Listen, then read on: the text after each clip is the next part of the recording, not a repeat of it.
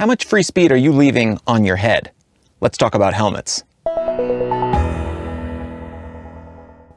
Hey everybody, Nick from TriRig here, and today I want to talk about the evolution of helmets in our sport, and particularly how they integrate with fit and the evolution of fit, and what things look like now compared to what they looked like a while ago. And specifically, we're going to compare the 2024 Ironman Hawaii World Championships to the 2011 race. And we're going to start here with Craig Alexander. This was kind of a seminal race for him. It was his third Ironman Hawaii victory, his first aboard the Specialized Shiv, which was a new sponsor for him at this time, the first time he wore an aero helmet in Kona, and it represents a lot of changes for Mr. Alexander at the time. He was doing a lot of work on his fit, on his aero choices, on his hydration and nutrition strategies. This is the first year he's running a BTA bottle right between the arms. You can just about see it in this picture. There's the cage right there, and there's the saddle bottle behind him.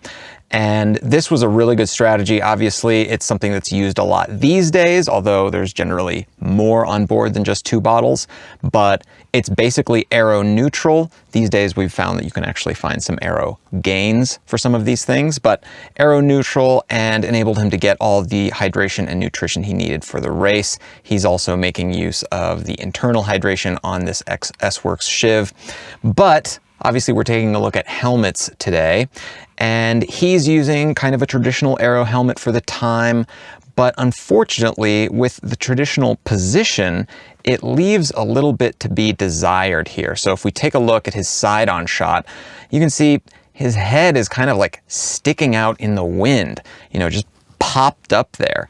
And either he's sticking out like this in the wind, or he's looking down and the point of the helmet is in the wind. At the time, this was, the best option for him. I happen to know that he tested a number of different helmets, and this was the best option at the time. But today, with modern positions, let's compare him to last year's race winner, Patrick Lange. And you can see Patrick here has a much more integrated position with his helmet. Everything is perfectly connected.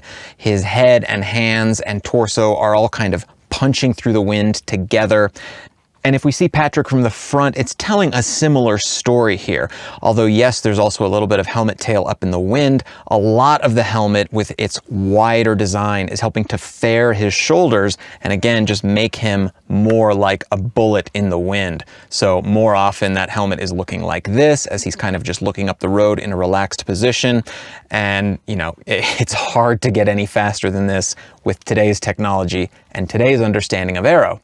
And we would have said the same thing for Craig Alexander back in 2011. There's nothing more he can do. This is a perfect position, a perfect setup. I talk a lot and think a lot about the fallacy of peak aero and this false idea that, here we are, we've achieved the top of the mountain, there's nowhere else to go. Because not so long ago, we were saying the same thing, but with the benefit of today's understanding, we would say there's a lot to improve here, and we see today's athletes doing it. So let's take another example. That was the men's race, and a great example of how things have changed over time. I don't have the women's race from Kona because the women didn't race in Kona this year. They raced in France, but we can still take a look at some of the 2011 athletes for some great examples of what's going on. And here is Chrissy Wellington. She won the race in 2011.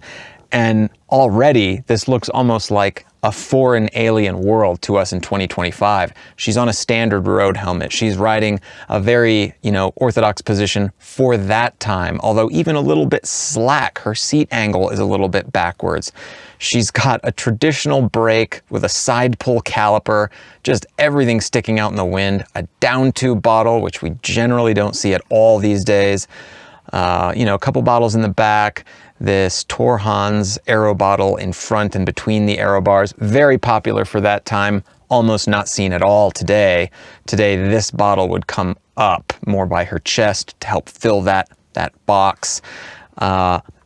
Wild. And Chrissy Wellington famously won her first Kona on an unsponsored bike. I think she was on a Cervelo P2 when she won her first race in 2007. But, again, she was using very, not peak pinnacle technology even for that time. But, you know, let's compare her with some of the other riders from 2024.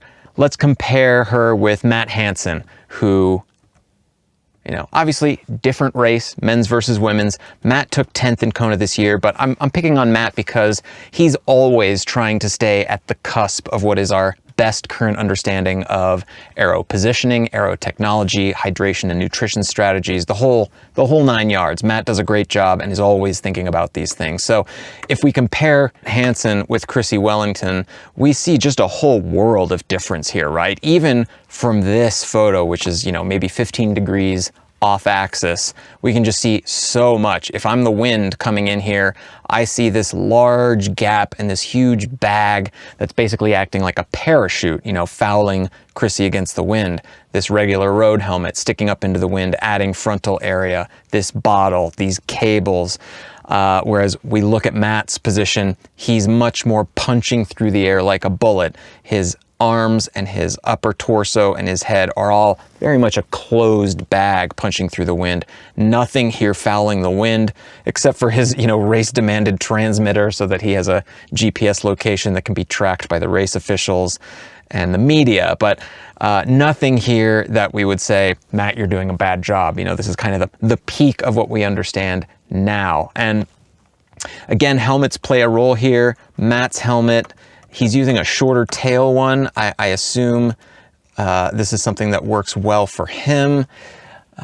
Is this the Pax Cerebel, or it might be a casque helmet? I'm not sure. Somebody will tell me.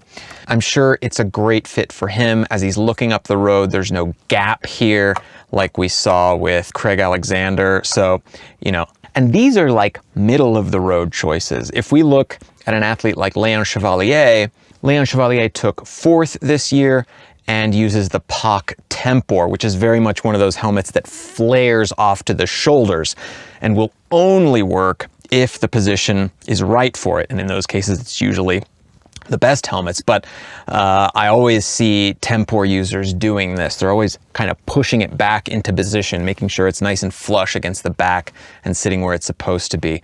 Maybe a funny helmet to live with, but when it's the right one, you can see here, there is just no alternative. He is absolutely a bullet through the wind.